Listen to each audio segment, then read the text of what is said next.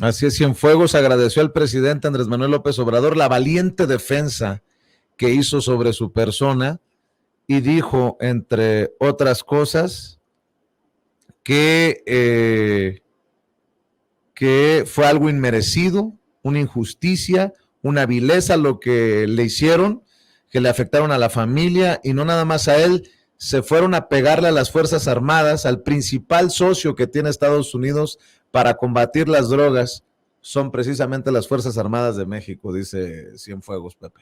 Sí, por supuesto se fortalece el ejército porque nadie creyó desde el gobierno que fuera culpable. Ese es el problema. O sea, no se armó un caso internacional como se quería armar. No hubo las pruebas en miles y miles de páginas que se encontró del expediente que se entregó a México y a la Cancillería, en donde no se encontró todo lo que se decía que estaba detrás de esta acusación. Desgraciadamente es así. Yo creo que esa parte es lo que a mí me interesa decir, cómo Washington en un momento dado arma un asunto sobre un general de esta importancia de haber sido secretario de la Defensa con Peña Nieto y no se pudo armar el caso. O sea, ¿dónde quedaron las pruebas? No se conocen las pruebas de descargo. Ya que estás mencionando esto, dicen que es de sabios cambiar de opinión, ¿no? Y el presidente, recuerdo que habló duro sobre el caso Cienfuegos cuando se dio la detención y después seguramente cuando ve los reportes, cuando le llega los documentos, dice, no, aquí algo está mal y cambia el discurso desde el presidente sobre el caso Cienfuegos. Por eso digo que es de sabios cambiar de opinión, ¿no? Y termina ocurriendo lo que termina ocurriendo. Por cierto, me gustaría, ya que estamos en la recta final de la mesa, maestros, preguntarles su opinión, porque también cuando Fox abre la boca, nos da carnita para la crítica. Cuando Felipe Calderón abre la boca, pues nos da carnita para exigirle respuestas por el caso García Luna. Pero ahora estaba viendo a Ernesto Zedillo, que le está tirando indirectas, así lo entendemos muchos al presidente Andrés Manuel López Obrador. Dijo que le gustaría ver a alguien que no explote, que tampoco divida nuestras sociedades, que no sea un demagogo, que quiere ver a un presidente que no gobierne mintiéndole a la gente y culpando a otros por sus propios errores. Qué comodino salió en este foro en Chicago, Ernesto Zedillo, ahí en la Universidad de Chicago, los Chicago Boys, los neoliberales, decir estas pavosadas, porque ahora resulta que no podemos ver hacia el pasado y decir, nos dejaron clavada una flecha con lo del Fobaproa, por ejemplo, ¿no? Pero no, mira, Vicente, no solo es el Fobaproa y no solo ha sido ahorita muy correcto con él, es un infame, es un sinvergüenza, es un miserable. ¿Por qué? Cuando Miguel de la Madrid era presidente de la República, Ernesto Zedillo, trabajaba en el banco y él preparó un programa de rescate por 12,500 millones de pesos, de dólares, discúlpame, un programa de 12,000 millones de dólares que se llamó Ficorca. Ahí están los expedientes, 12,500 millones de dólares para rescatar a los 12 mayores empresarios de este país, la mayoría estaba en esa época en Monterrey, que salieron de nuestros impuestos. Su familia política, el papá de su esposa, de Nilda Patricia Velasco Tapia, Nilda Patricia Velasco Núñez, Nilda Patricia Velasco Núñez, su papá, el papá de ella y sus hermanos controlaban al cártel de Colima, y luego cuando estalla la crisis del diciembre del 94, la mayor crisis económico-financiera de este país. Este hombre estalla hipoteca el petróleo directamente con Bill Clinton. Le hipotecó toda la producción de petróleo por un préstamo de 50,000 millones de dólares. No se ocupó todo el préstamo, pero le hipotecó el petróleo. Nos sumió en la mayor crisis económico-financiera de este país y luego nos endilga 1 billón de pesos a través de lo que es considerado hoy todavía el mayor robo a las arcas públicas. 1 billón de pesos para salvar a empresarios ladrones, a políticos ladrones, a banqueros ladrones. Es decir, un político que nada tendría que estar diciendo en este país y luego vende los ferrocarriles y se hace millonario también con esa venta y va a trabajar para los ferrocarriles. Es decir, si hay un presidente infeliz, sinvergüenza, ladrón, es él. No tiene nada que estar hablando, está involucrado. Él es el responsable de la creación de los Zetas.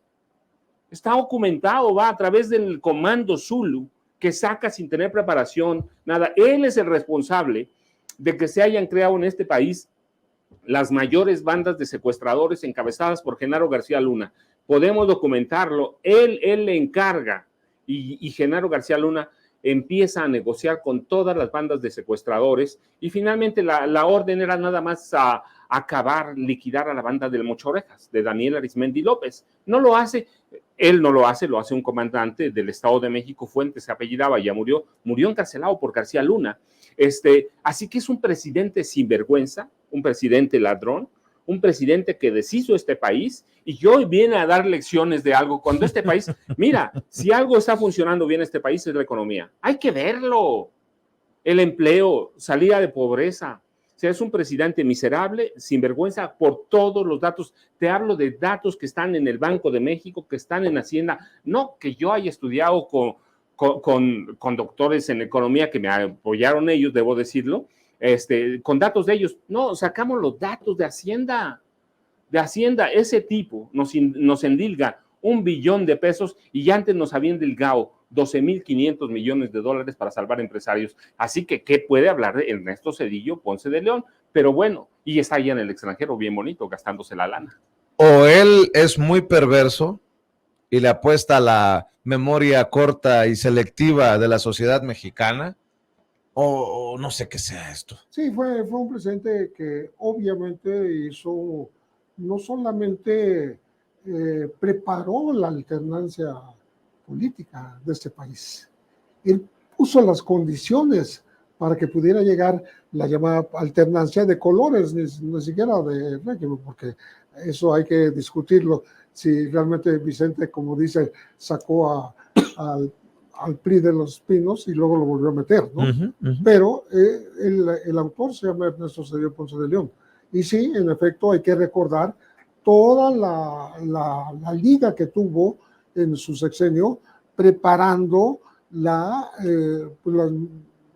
familia de su esposa, Nilda Patricia, como los aliados con los zares de las metanfetaminas. Los Amezcua. Sí, en la delincuencia organizada también preparó el ingreso de los Zetas a la vanguardia del narcotráfico en este país. Hay que recordar también algo que me estaba recordando lo que decía Paco, como Ernesto Zedillo Ponce de León fue el primero que ensayó meter a los militares en todos los estamentos de la justicia. Hizo el experimento en Chiapas, quise decir Chihuahua. En Chihuahua con Barrio, con Fernando Barrio, Pancho. Eran no nada más los generales, el general Clemente Vega, eran los jueces, eran los magistrados, eran las policías sustituidas por militares, y se hizo un experimento muy importante con el procurador, también Lozano Gracia. Epanista. Todo eso se armó y después no fracasó la militarización, pero fue la primera militarización del país en manera estructural, y eso lo hizo Ernesto Zedillo Ponce de León. Entonces, preparó la llegada de los Zetas, como recordó muy bien el caso del salvamento que nos dio Estados Unidos para 50,000 millones de dólares para la economía nacional, pues todo el FOBAPROA, o sea, fue un presidente desastroso, mejor calladito se ve más bonito, ¿no? Porque, Y mira, con el general Enrique Cervantes Aguirre hablando de Te narcotráfico. iba a decir que también recibió Hablando de su diploma narcotráfico. el día este que también fue, Y mira, fue también reconocido Cienfuegos, ¿eh? el caso lo conoce muy bien y hay que decirlo. César Gutiérrez Priego, el abogado, lo conoce muy bien porque él encarceló a su papá, que tenía todas las pruebas para encarcelar a toda la familia política de Ernesto Zedillo Ponce de León.